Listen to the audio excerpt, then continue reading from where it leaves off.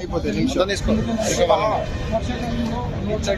వెనకవరం ఇలా ముందర ఎక్కడమ్మంటే అయిపోయింది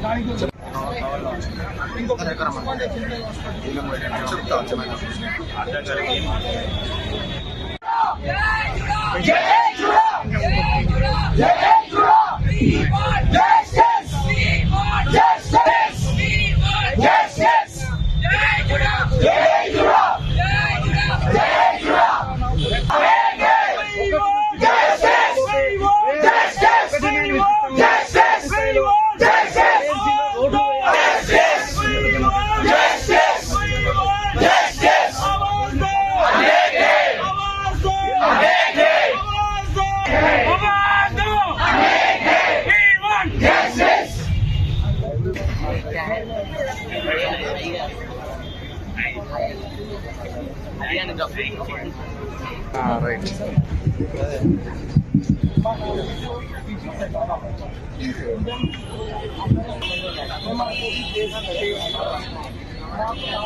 పోతానే బొమ్మ నాకు పోతాను నేను కాదు. మేము 19వ తారీఖు గవర్నమెంట్కి నోటీసులు ఇచ్చిన తర్వాత పలు రకాల నిరసనలు తెలిపి మాకు ఇక ఇంకో ఆప్షన్ లేక ఈ సమ్మెకు 24వ తారీఖు దిగాము. ఈ రోజు మన finance minister and health minister ఒకటి రిలీజ్ చేశారు, బడ్జెట్ హెల్త్ డిపార్ట్మెంట్కి ఇచ్చామంటూ. అందులో అది జిమ్మికు మాత్రమే. అసలు మాకు కావాల్సింది ప్రాపర్ జీవో. అంటే ఇప్పుడు ప్రతి నెల మేము స్టైఫండ్ వచ్చేటప్పుడు మా కాలేజ్లో మేమే ఫాలో అప్ చేసుకోవాలి, డిఎంఈ ఆఫీస్లో మేమే ఫాలో అప్ చేసుకోవాలి, ఆఖరికి ఫైనాన్స్ డిపార్ట్మెంట్ సెక్రటరీకి వెళ్ళి కూడా మేమే క్లియర్ చేయించుకోవాలి. ఇది ఇలా అయితేనే మాకు 2 కానీ 3 నెలలకు స్టైఫండ్ వస్తుంది. సేమ్ ప్రాసెస్ బడ్జెట్ తీసుకొచ్చి యాడ్ చేశారు, కానీ ప్రాసెస్ మాత్రం మారలేదు. ఆ బడ్జెట్ ఉన్నా కూడా మళ్ళీ సేమ్ ప్రాసెస్ మళ్ళీ 2-3 నెలలు అయితే గవర్నమెంట్ అప్రూవల్ కోసం మళ్ళీ మేము వెళ్లాల్సిందే. ఇది కరెక్ట్ అయింది కాదు. నెక్స్ట్ బడ్జెట్ అంటూ అన్ని కాలేజీలకు సంబంధించి రిలీజ్ చేశారు, పారామెడికల్, నర్సింగ్ అండ్ మెడికల్ అని. మాకు మెయిన్ కావాల్సింది మా ఉస్మానియా బిల్డింగ్. ఆ బిల్డింగ్ లో ఎప్పుడు కూలిపోతుందో తెలియదు. ఇది మెయిన్ గా ప్రజల కోసమే. అక్కడ ఉండే ఇన్ఫెక్షన్ రేటు మన ఉండే అన్ని హాస్పిటల్ కన్నా ఎక్కువ ఉంది. ఇప్పుడు ఒకసారి వర్షాలు స్టార్ట్ అయితే అక్కడ ఇన్ఫెక్షన్ రేటు మనం తట్టుకోలేము. ఇక పనిచేస్తున్న డాక్టర్లకు కూడా ఇన్ఫెక్షన్స్ వస్తాయి. నెక్స్ట్ మన కేఎంసీ రోడ్స్కి వెళ్తే ఆల్రెడీ 2 days బ్యాక్ కూడా యాక్సిడెంట్ జరిగింది. దీనికి సరైన జీవో ఆర్ఎండ్బి నుంచి కానీ ఎక్కడి నుంచి ఫండ్స్ రిలీజ్ అవుతున్నాయి, అవి రోడ్ ఎప్పటి నుంచి స్టార్ట్ చేస్తారో అవి వచ్చే వరకు మా సమయం మేము విరమించాం.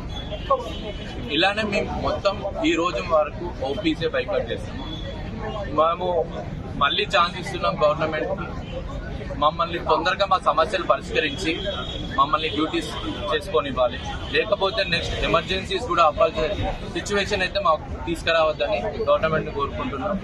ఈ మా ఏదైతే 8 డిమాండ్లు ఉన్నాయో అందులో 8లో 2 డిమాండ్లు మాత్రమే మా జీతాల గురించి ఉన్నాయి. మిగతా 6 డిమాండ్లు అన్ని పబ్లిక్ గురించి. ఇప్పుడు కొత్తగా స్టార్ట్ చేసిన మెడికల్ కాలేజ్లో మినిమం ఇన్ఫ్రాస్ట్రక్చర్ లేదు. అందులో చదివిన వైద్య విద్యార్థి ఎలా మంచి వైద్యుడు అవుతారు? మినిమం రియేటెన్స్ ప్రాక్టికల్ చేద్దామని.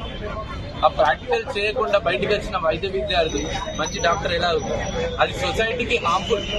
మేము prevention is better than cure అంటున్నాం. ఫస్ట్ అవి ప్రివెంట్ చేయండి. ఇప్పుడు వాళ్ళు 2-3 బ్యాచ్ల తర్వాత చేసినా ఏం ఉపయోగం ఉండదు. ముందు స్టార్టింగ్ నుంచే ప్రివెన్షన్ లో చేయాలి.